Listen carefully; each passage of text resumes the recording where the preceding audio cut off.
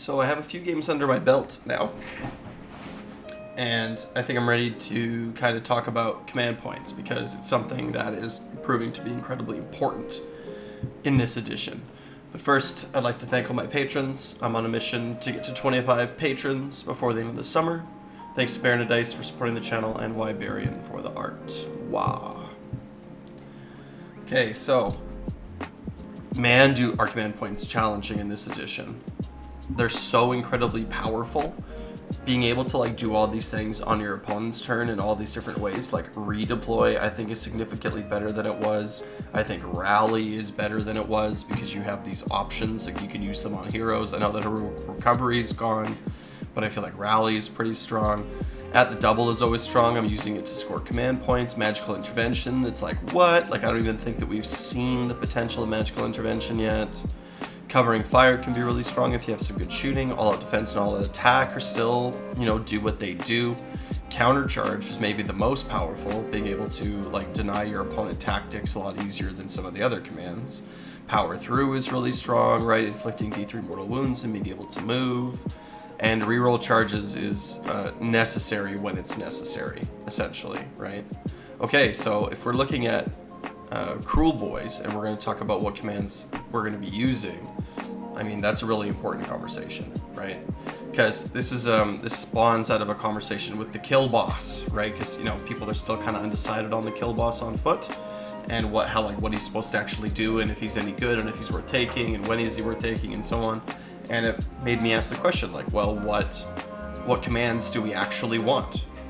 In the game that I was playing yesterday, when the beginning of the battle round started, what I was doing is pulling out my little notebook, looking at the board, sort of making guesses and predictions about what my opponent was going to be doing, what I was going to be doing in my turn, and I was trying to sketch out a rough idea of what command points I value spending that battle round, right?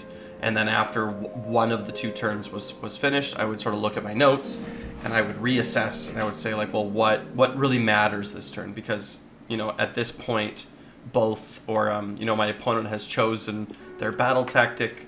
I've got a sense about what battle tactic I'll be choosing in my turn because I was going second in this game. So again, it's like when you're playing this game, I think it's really important at the very beginning of your turn, at the beginning of your opponent's turn, when your opponent is thinking about their battle tactics, you're sitting there thinking and planning through the entire round. You don't want to be making decisions on command points as you're going. Like, it's okay to be reactive and to spend them when you see like a really good opportunity to spend them, right? Of course. But I think that it's a really good idea to, in addition, have like a plan moving forward. It's important to have a plan in all respects. So if you're going second at the top of the battle round, think to yourself, while your opponent is thinking of their tactic, what tactic am I likely to score next turn, right? And how am I going to use my command points to enable me scoring that turn? And then after that thinking is done, you think to yourself, after your opponent has selected their battle tactic, you can think, how am I going to use my command points to help deny the battle tactic of my opponent? Right? Things like this help you win games for sure. They help you make the right decisions. Okay, so let's go through all these command points from a Kruleboyz perspective, and we will see how we feel about it. Okay, so first we have Rally. So I wouldn't say that Rally is close to the top of the list for Kruleboyz. I do think that given that most of our models are 2 wounds, and we get 6 dice, Gut Rippers are going to get the 7th, and so are Monster-Killers, right? Because Monster-Killers also have a musician, and Hobgrots also have a musician. So it looks like all of our infantry is going to be rolling 7 dice, which brings us to an average of 3.5 rally points. So 3.5 rally points, right? Like 2 models, we can sometimes, right? Maybe a model and healing off 1 wound, right? So pretty decent, probably better for Hobgrots. Like if you're a Scumdrek player and you want to play a reinforced unit of Hobgrots, I think that Rally's going to be your friend, because rallying, that unit of Hobgrots back if they've taken points of damage or shooting or whatever, I think it's going to be important. So Rally's okay. It's pretty good on the Sludge Raker too, right? Because it's the only real way that we have to heal up our big guys like the Sludge Raker. They have to be out of combat, right? So that makes it a little bit more challenging. But I wouldn't say that like Rally is bad in our army. I just think that Rally is It's not really high, it's not really low. It's like you're going to use it when you need it, but I wouldn't say that it's really like part of the like the overall sort of big picture plan. But if you're looking over and you have a unit of monster killers that survived combat with something else, and there's only 2 models left, and you know that you're about to send it in to try to contest an objective, well, that's actually a pretty decent time to rally. Or if the Sludge Raker survived combat and has 1 wound remaining, that might be a reasonable thing to rally as well. We're going to go through these in the order that they would happen in the game. So up next we have Magical Intervention, Weast.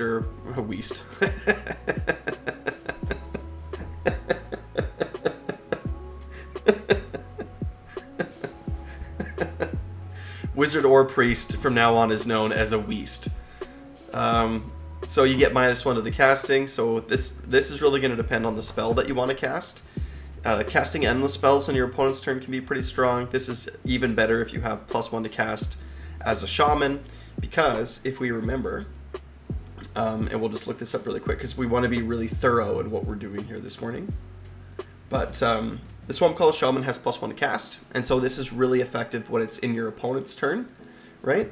Gobsprek, on the other hand, does not have a +1 to cast, so he is not, unfortunately, he's actually a less powerful caster in your opponent's phase than in your phase. And the Swampcalla Shaman, he gets +1 to casting rolls, right? Not unbind rolls and not banishment rolls, only to casting rolls.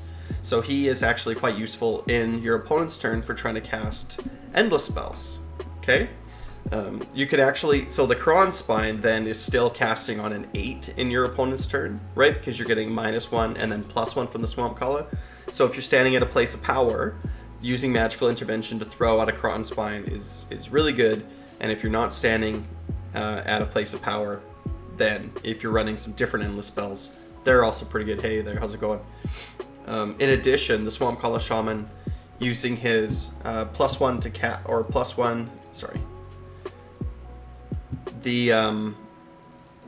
our spell Mork's Cunnin, okay, says until the start of your next turn. So this is a spell that you're probably going to be casting in your hero phase, not in your opponent's hero phase, okay? Same thing with Choking Mist, right? It says until the start of your next turn, right? Well, I can help you work on some Ironjaw stuff here. I'm going through the command points for Kruleboyz, but after that, dude, I got a list for you. I can't do it right now, but I'll show you in a bit here. And then the Black Pit is a fine thing to cast in your opponent's face, right? Like it's just a Horde Buster, but it's a 6. I'm really kind of bummed out. It does cast on a 5, which is really efficient to do in your opponent's hero phase, right? Because even if with Gobsprek now it's only casting on a 6, but a Swampcalla is still casting on a 5. So it's low. I wish this was 5. I wish this was a little bit higher and that it was on 5s or whatever, but because Horde Busters are really most efficient when you cast them at the first time, right? But busting a Horde, like, nothing wrong with that whatsoever.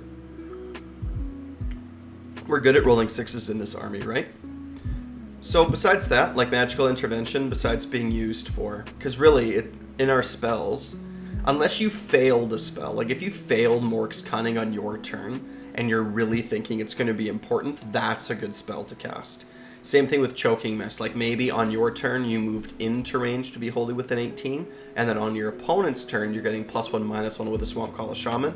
Now it's actually pretty decent, but Choking Mist with Gobsprek becomes really difficult on an 8, and same thing with the Black Pit, right? Like if you're just going to spam the spell 3 times in a row or whatever, like that actually seems pretty reasonable to me. If they're, yeah. So Magical Intervention, I think, is a winner. I think Magical Intervention is going to be good, especially if you're casting, okay, so it's round 1, turn 1, your opponent's going first, which is perfect. You're going to Magical Intervention, Shackles in their face. Like, what a beautiful, wonderful play. Very well done. Redeploy might be at the very bottom of our list because we have Dead Sneaky. If you're taking a Dead Sneaky list, you probably won't need Redeploy. However, if you're not taking a Dead Sneaky list, or if you are taking a Dead Sneaky list too, and you fail your Sneaky Sneakin', then a Redeploy is kind of a backup. Again, it's like you have to look at the table on the board and say to yourself, like, well, you know, what command points am I going to be using? And is a Redeploy really going to be helping me here? And there's all different kinds of ways you can use Redeploy, right? You can use Redeploy, especially if you can do it like the Vulture, for example, the Vulture boss. This isn't that useful. There's a way more efficient one to do in Iron Jaws, but the commanding view, right? If you roll a 1 to 3 when determining the distance that units can move, you can use 4 instead. This is for Redeploy, so it means the Vulture boss himself has a minimum redeploy of 4 inches. So that means that if somebody comes at him and they're 3 inches outside, he can back up and make it a 7-inch charge every single time. That's pretty cool. Oh no, hold on, sorry. I think it's only Gut Rippers. You declared the redeploy command for a friendly Gut Rippers unit, so it's only for Gut Rippers unit. So it becomes incredibly less useful. Never mind. What a bummer. Commanding view wasn't very good in the previous edition either, and the fact that this is Gut Rippers wholly within 12 to me kind of bums me out. It should just say infantry. It should say friendly infantry or even just friendly Kruleboy. Like, if it said friendly Kruleboy, he would be much better, but this Gut Rippers word kind of ruins it for us. If it was infantry, you could do like monster killers and bolt boys and everything, but that's unfortunate. Anyway, I think redeploy is a backup to sneak, right? Because we have sneak, so we're probably not going to need redeploy. At the double, this is something that I'm using on turn 1. This is a tip from Jacob Brandon. He said that your first battle tactic should probably be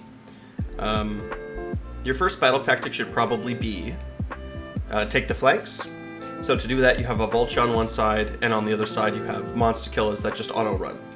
And they just put themselves wholly out, or not wholly within friendly territory on both sides, and just towing. So using run in Kruleboyz is going to be, I think, also one that is not used very often. But on turn 1. On turn 1 for sure. Even sees the center, you're going to need to do some at the doubling.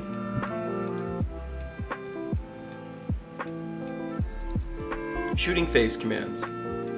Pick a friendly unit that's not in combat to use this ability. Resolve shooting attacks. They have to shoot the closest enemy unit, but we have to subtract 1 from the hit rolls for those attacks. So this command, I was using this last night in a game, and because there weren't many other commands that I was looking at using, but using a bolt boys with +1/+1 from priority target means that you're negating that -1. Let's just whip up some bolt boys here really quick. So bolt boys, with their aim shot, are sitting on 3s. So with priority target, we're on 2s, 2s, 2s, 2s. 7 shots, 2s, 2s, 2s, 2s. That's a 14 damage potential. I'm actually liking priority target on bolt boys quite a bit. It's probably why I will continue to run just a single reinforced unit. But when we're getting... If we move, we lose +1 to hit, right? If this unit has used a move ability this turn, add 1, or has not used the move ability, add 1 to hit rolls for this unit. So it means that with priority target, we can teleport and still be on 2s and 2s, because we're going to get we're going to get +1 from priority target. Sorry, I'm thinking about this incorrectly. If we teleport a unit of bolt boys with priority target and we're going to use covering fire, we're getting -1 from covering fire, okay? And we're not getting +1 because we set up. So we're getting +1, -1, which brings us to 3s and 2s, 2 rend, 2 damage. So that's pretty decent. It also means that if we do move, okay, and we're shooting on our turn, that we're on 3s and 3s, or 3s and 2s for hasty shot. And if we teleport and covering fire, then we're on 4s and 2s, right? But still, like it's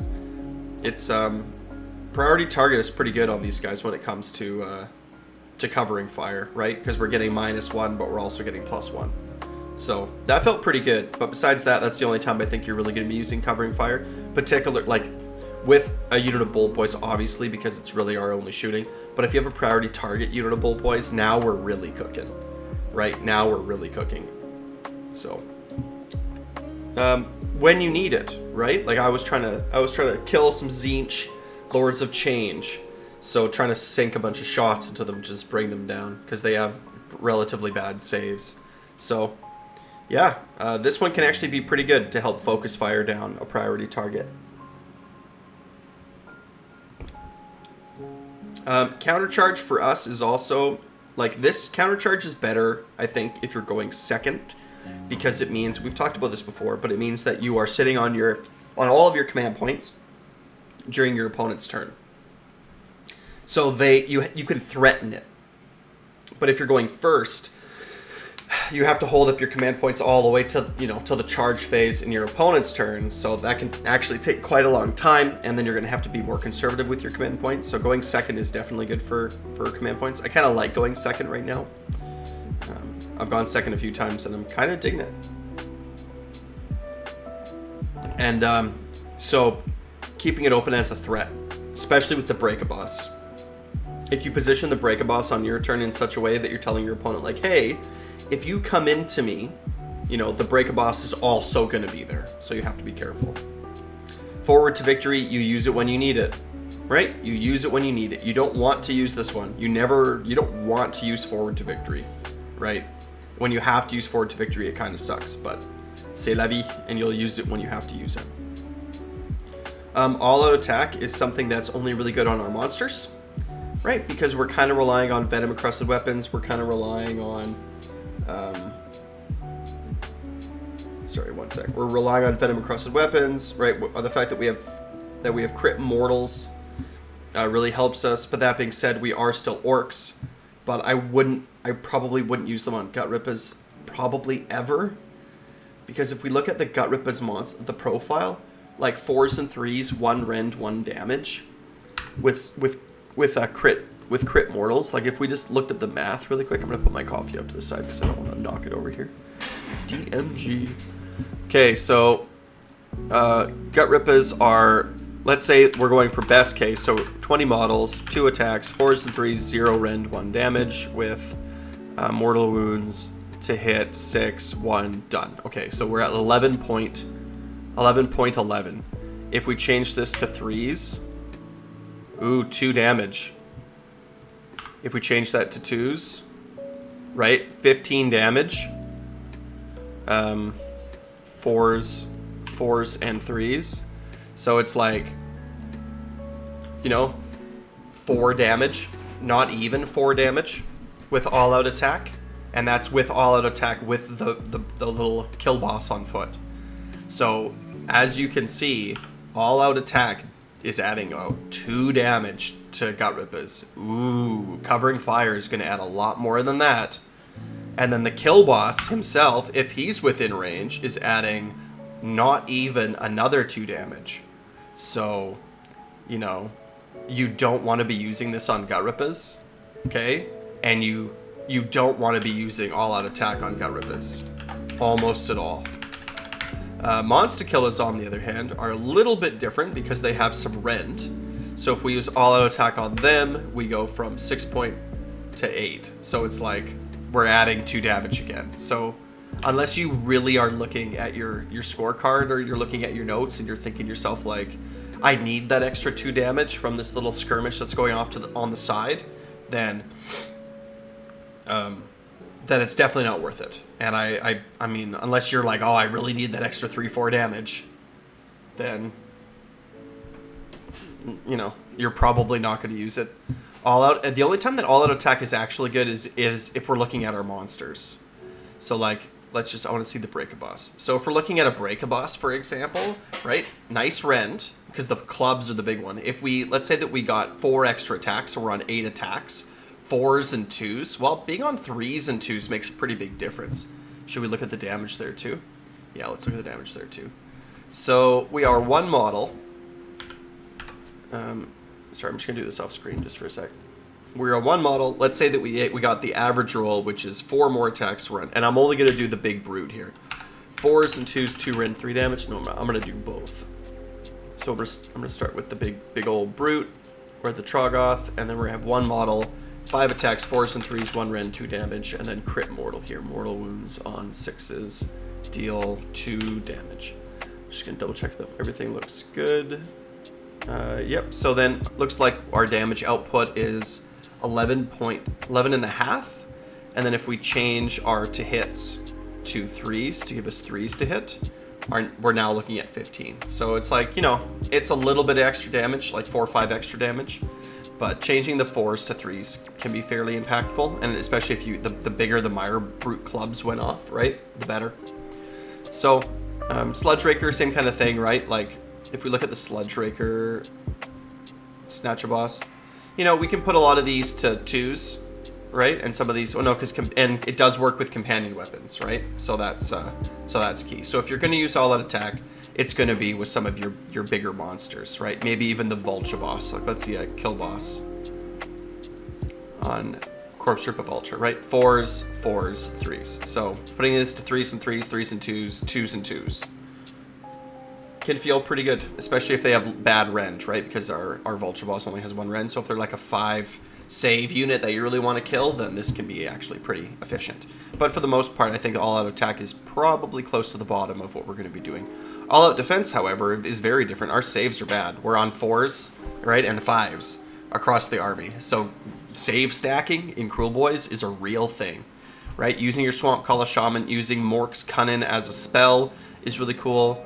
On our turn, we can get an additional +1, or at least there's a 2 out of 3 chance that we get an additional +1 save. And then if you throw all-out defense on top of that, right, with Gut Rippers, you can be saving on 4s, ignoring 2 rend. And that feels pretty good, right? That feels pretty good. So all-out defense, I think we value much, much more highly than all-out attack. And then power through. There's a couple of, right, pick a friendly unit that charged this turn to use this ability.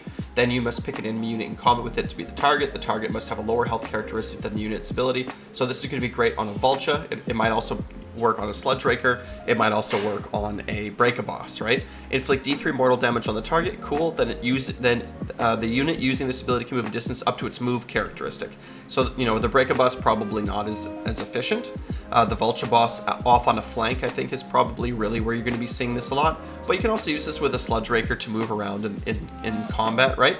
It can pass through and end that move within the combat ranges of enemy units that were in combat with it at the start of the move, but not those of other enemy units. It does not have to end the move in combat. So you can power through to, like, at the end of any turn. So you can do this at the end of your opponent's turn, where you can reposition in the scrum. You can reposition a Swamp Boss to fight something that you actually wanted to fight, like a little caster in the back, because the Swamp Boss, from what I can remember, yeah, their move's a little bit better at 8. So it's a little bit better. So the Vultures is where this is going to shine the most, where you're going to be, like, you know, powering through onto their objective at the end of your turn, or at the end of your opponent's turn, as a way of, you know, potentially taking a sticky objective from them.